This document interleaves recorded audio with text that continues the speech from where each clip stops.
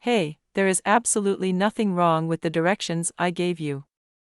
Furthermore, the program is a total mess. The project manager angrily yelled at me. I checked again and found nothing wrong, so I calmly said, "It's okay, there isn't an issue." "That's not possible. Why are you unable to simply do what I say? Do you realize that I don't need your opinions? You, a graduate of State University, and I, a distinguished Harvard graduate, are on different levels," the manager continued. The business officials from headquarters were yelling at me and wrongly blaming me. I was questioned by one of the executives. "Did you fix it yourself?" "Yes," I just said. "Then it's fine," the executive replied. The project manager said incredulously, "Dave is my name. I currently work as a programmer at the Los Angeles office of a large software corporation with its headquarters located in New York. I haven't worked for this company for very long, but I joined about a year ago. I'm still figuring out the workplace culture. Or more accurately, I try to avoid bringing attention to myself and maintain a distance from people because I don't like to stand out. Even though I have no issue finishing the tasks given to me, I deliberately attempt to be as invisible as possible, which makes me somewhat of a recluse among my coworkers. In the same department, I simply do my work. I finish the tasks my supervisors give me. I was first referred to as a yes man, yet I consistently finished my tasks accurately and on schedule. Since meeting deadlines in this field demands a certain amount of skill, the complaints soon ceased. Nowadays, the general public views me as someone who gets the job done without making a big impression. To be honest, I believe it to be the ideal balance. I approach my profession with that attitude every day. If you ask me if I find my work monotonous, I might say that it is, but I actually like my current workplace where I can do my tasks effectively and leave on time most of the time. "Dave Macy, do you have a moment?" our manager, Eugene, shouted one day as I was going about my daily business. When I first joined the company, Macy and I had barely spoken at the welcome party. We approached Eugene with perplexed looks. "I apologize for calling you out so abruptly. It's been a year since you joined our department, Dave. I believe it's time to give you a project because you've done a fantastic job on your assignments. Can you help him and work on it together, Macy?" "Because it's your first time," Macy gave me a rather ambivalent gaze and said, "Sure." It must be unpleasant to be paired with someone who is so reticent and non-existent. I sympathized with Macy. I worked hard on the given project because I didn't want to bother Macy. Initially, Macy seemed awkward when talking to me, but as she saw how I skillfully handled unforeseen issues during the project, she started to open up, saying, "You're pretty capable." Honestly, I was used to managing projects like these because of my previous job experience, so it wasn't a big challenge for me. Although I usually make an effort to stay under the radar, I know the importance of teamwork for project success. Not wanting to inconvenience Macy, I fully utilized my skills. Macy gradually opened up to me and said, "To be honest, I was wondering how it would be working with you, Dave, but you are very, very easy to work with and very helpful. I feel like I am being supported rather than supporting you." Together, we successfully delivered the project to the client. The accurate and timely work earned praise, and Eugene said, "You two were a great help. I'll be counting on you for more project tasks in the future." With a pleased expression, Macy even commented, "You're so skilled, you should put yourself out there more instead of trying to stay in the background." However, remembering past failures, I could only respond with a forced smile, saying, "Oh no, that's not for me." Thanks to the success of that project, the client gave positive feedback, and Eugene began pairing me and Macy for projects more often, which naturally brought us closer. Macy was a beautiful, highly capable career woman. Rather than being gentle, she was a strong, decisive person. Although this industry is male-dominated, she never let her gender stop her from making firm points or addressing mistakes gracefully. She was popular in our department because of her competence and professionalism. As I started working more frequently with someone as admired as Macy, I couldn't help but develop feelings for her, while also becoming the target of jealous stares among those who weren't thrilled about this. One of our co-workers, Noah, made the most overt attempts to win her over, and many assumed he was the closest to her. Yet of all people, it was me, someone who seemed to have no connection to Macy, who got to work with her often and grow closer to her, which visibly irritated Noah. Noah, who prided himself on being a Harvard graduate, began openly undermining me in front of Macy to win her favor. "Why don't you have lunch with me instead of wasting your time with someone like Dave? I'm sure a Harvard graduate like me would have a much richer conversation with someone as brilliant as you. Hey, Macy, are you free after work today? Let's be honest, Dave probably can't afford to treat you to dinner anyway since he just switched jobs. I'll cover everything, so let's go.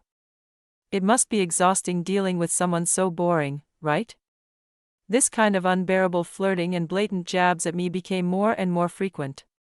Though I had worked so hard to remain inconspicuous, I decided to ignore it as much as possible, since it didn't directly interfere with my work or escalate into outright harassment. Still, Macy rejected all of Noah's invitations, showing no interest in him whatsoever. Amid these mixed feelings, we were assigned to an unusual project that came directly from the New York headquarters to our Los Angeles branch. It was a project tailored for Los Angeles, with our branch taking the lead. Given the scale of the project, multiple members from our department were involved, including me, Macy, and Noah.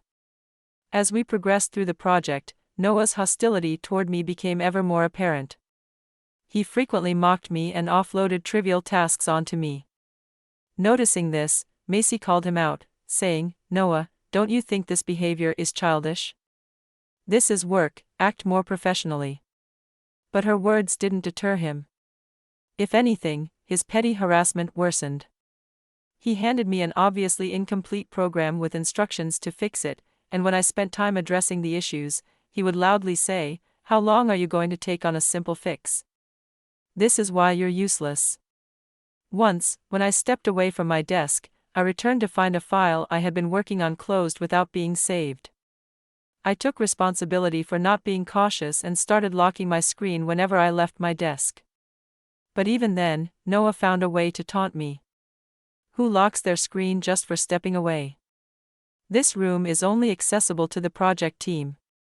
What's the matter?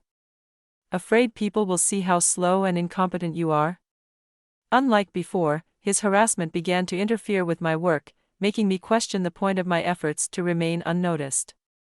Why did I even bother trying to fade into the background? My mental state started to deteriorate, but Macy's support helped me navigate through Noah's interference. I managed to stay on track and worked hard to ensure the project's success. This clearly irked Noah further. He tried to distance me from Macy by seating us apart and interrupted whenever we talked, saying things like, "Do you really have time to chat right now?" He is a self-proclaimed elite graduate of Harvard University, a guy who can get the job done. If only he could gain more experience, he could become a bigger player. That's also the reason he was appointed as the leader of this project team. He has a good relationship with the people around him, probably because he has a lot of good friends. However, this backfired, as most people turned a blind eye to the harassment against me. I gradually felt as if my heart was being sobered up. One day, we received word that a senior executive from the New York headquarters, who had been instrumental in securing this project, would visit for an inspection. Noah, eager to make a good impression, seemed temporarily too focused on his work to bother me, which gave me some relief. However, my brief sense of respite was soon shattered. Noah handed me a program, saying, "This thing is full of holes. As you can see, fix it. Don't worry, I've clearly outlined how I want it done." Reluctantly, I accepted the task and immersed myself in the work. Though the program had flaws, it was oddly complete in some aspects. His instructions, however, addressed issues unrelated to the actual problems. Fixing the program was time-consuming, leading to late nights. Eventually, the day of the executive's visit arrived, and the office was bustling from the morning. Finally finishing the program Noah had assigned me, I let out a sigh of relief. Suddenly, the office fell silent. The executive had arrived.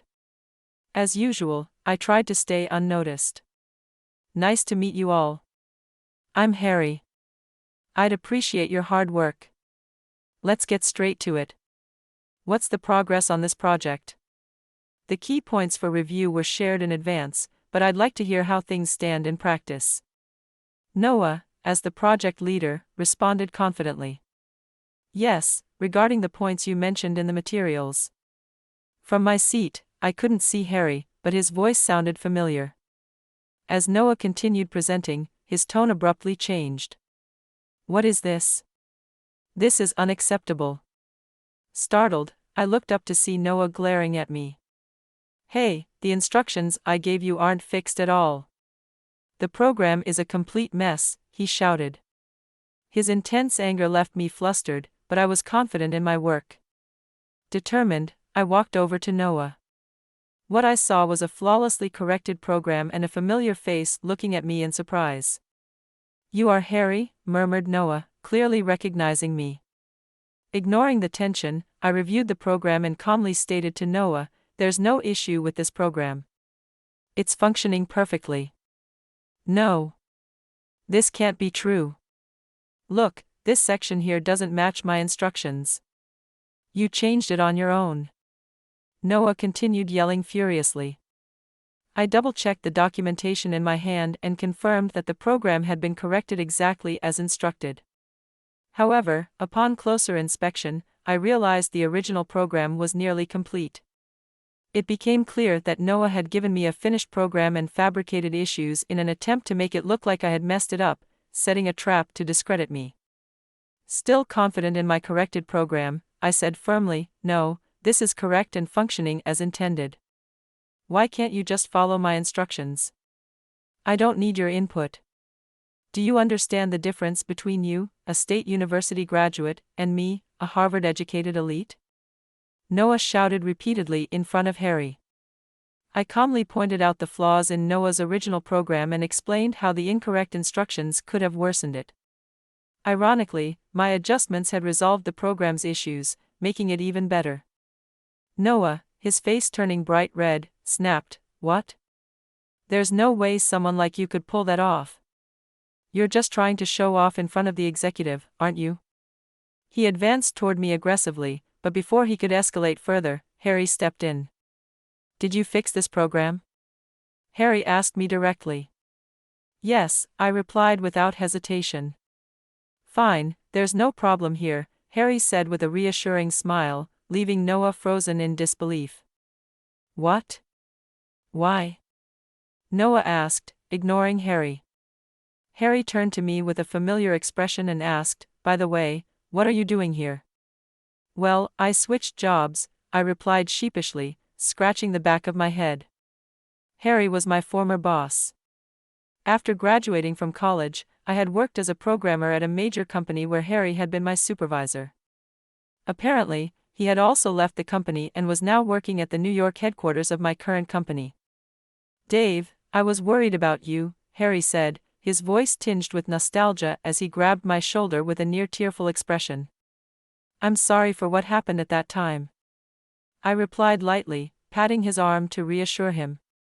At my previous company, I had been overworked to the point of breaking due to my timid nature and a strong emphasis on teamwork. I could never refuse requests for help. Coupled with my solid programming foundation from college and self-taught skills, I became an immediate asset. My coworkers exploited me. Dave will handle it. You can count on Dave. Dave will figure it out. Those constant expectations weighed heavily on me. After a few years, both my body and mind gave out, and I had no choice but to leave. During my recovery, I took on small programming jobs through online platforms and rediscovered my love for this field. Encouraged by that realization, I decided to start fresh and found my current job. To avoid repeating the past, I had been working diligently while staying under the radar.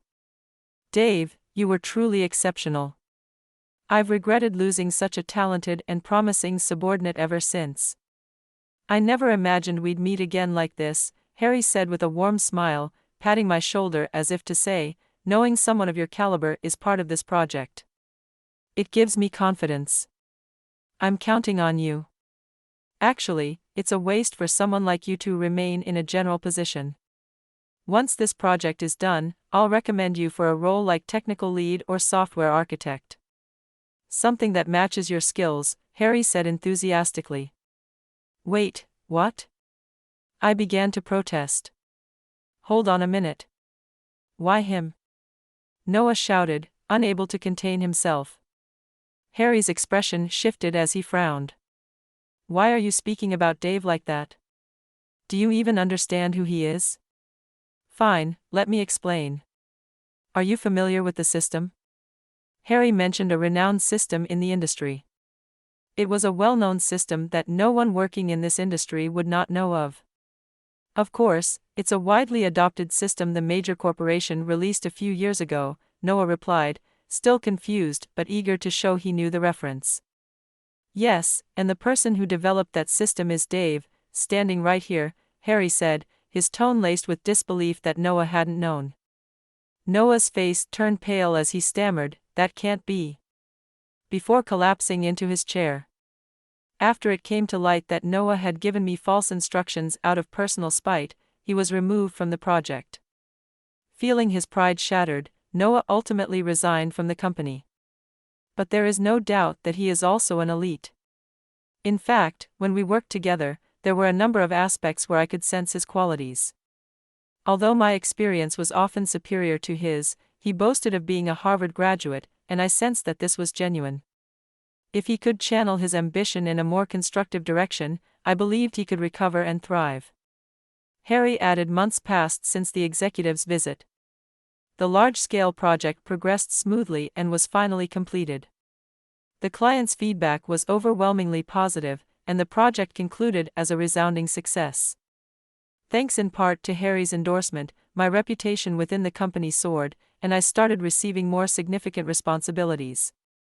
While memories of past failures lingered, I made sure to carefully manage the workload I accepted so as not to overburden myself again. Still, the stress must have shown on my face, as Macy, always perceptive and thoughtful, was there to assist me. Her support ensured I didn't feel overwhelmed as I began regaining confidence little by little. Discussions about promoting me to technical lead surfaced, but I still hadn't completely overcome my past trauma. While I enjoyed my work, the thought of managing both my responsibilities and leading a team felt overwhelming. I believed my current position was just right for me. When I declined the promotion repeatedly, word reached Harry, who contacted me directly. I heard you've been turning down the promotion. Is that true? He asked. It was just like him to get straight to the point in emails. Yes, it's true. I should have told you earlier, but it's too much for me. I broke down both physically and mentally before and ended up leaving my previous job. I can't risk repeating the same mistake. I'm fine staying as I am, I replied. While I appreciated Harry's faith in my abilities, I was already juggling important tasks that kept me on edge. With Macy's help, I was managing, but I feared taking on more might lead me down the same path as before. I couldn't let myself resign irresponsibly again. If that day ever came, I might as well consider freelancing and working independently. That was my honest thought. A few minutes later, Harry replied, "All right, let me talk it over. I'll be visiting the Santa Monica branch this weekend. Afterward, why don't we meet up at that bar we used to go to?" I hesitated for a moment but ultimately agreed. Harry was not only a supervisor I respected but also someone who genuinely cared about me. I replied, "Sure," because I felt the same way about wanting to talk. Later on the agreed day, "There you are, Dave." "Over here," Harry said. "Sorry I'm late. Work ran a bit long." When I arrived, Harry was already waiting, caught up in the chaos of a new project. "Don't worry about it. I heard you're working on that big project next. It'll be tough, but don't overdo it, all right?"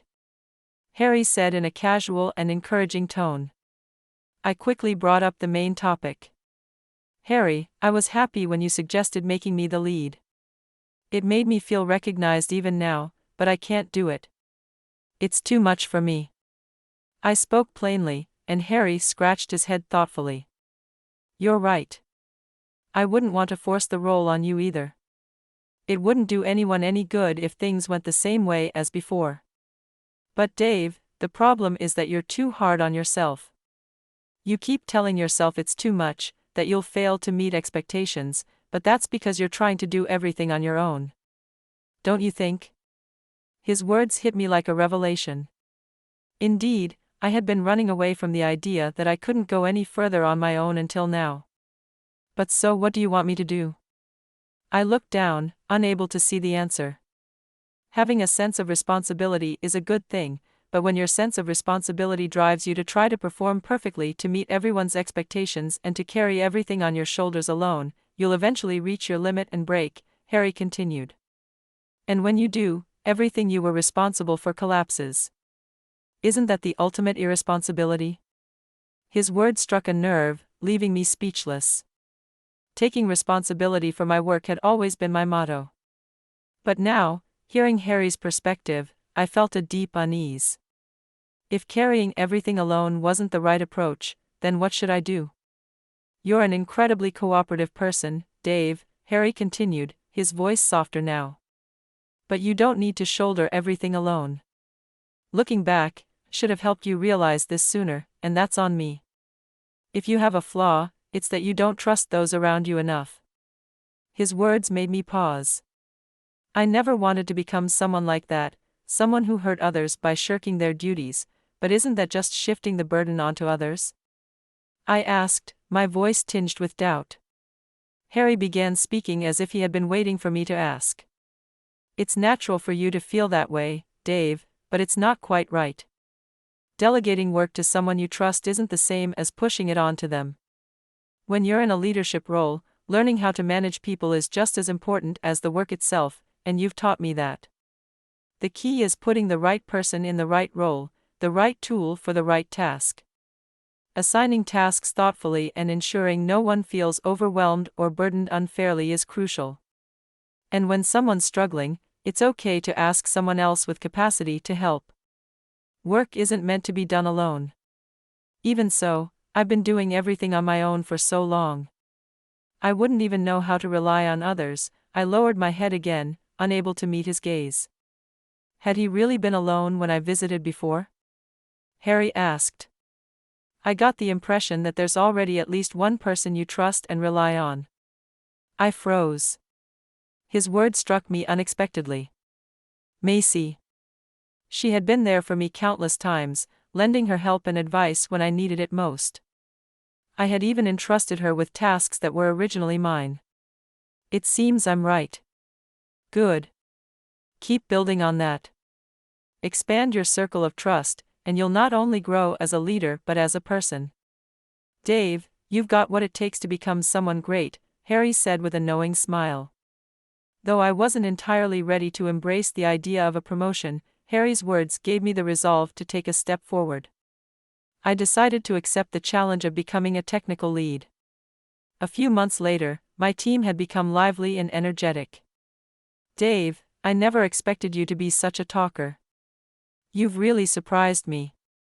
Your ideas are always so creative.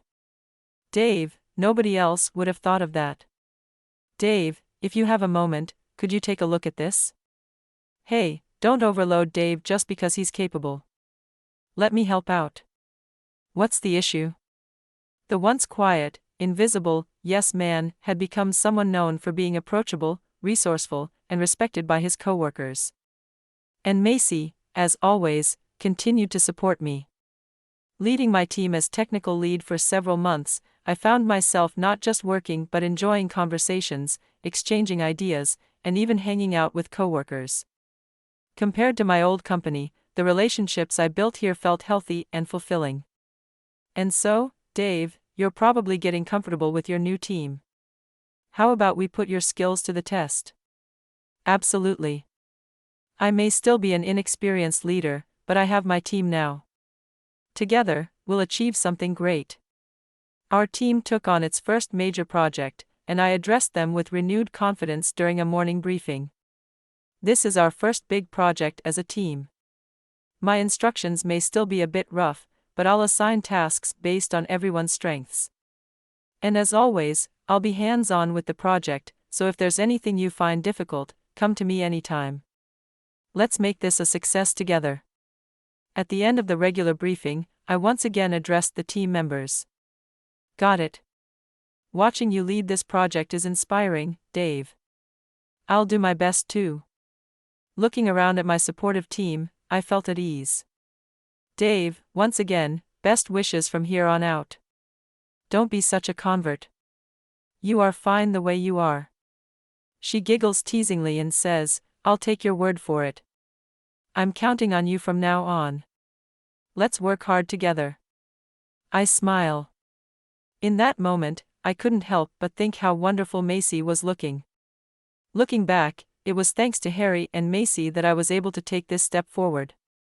When I once asked Macy why she supported me so much, she seemed surprised but then laughed. I guess I have a knack for management. Helping you do your best is just fun for me, she said, blushing slightly. Besides, I can't just leave you alone, Dave.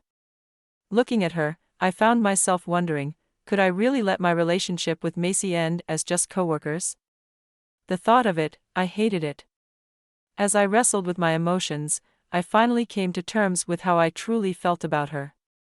Blushing as much as she had earlier, I managed to say, let me treat you to dinner sometime as a thank you.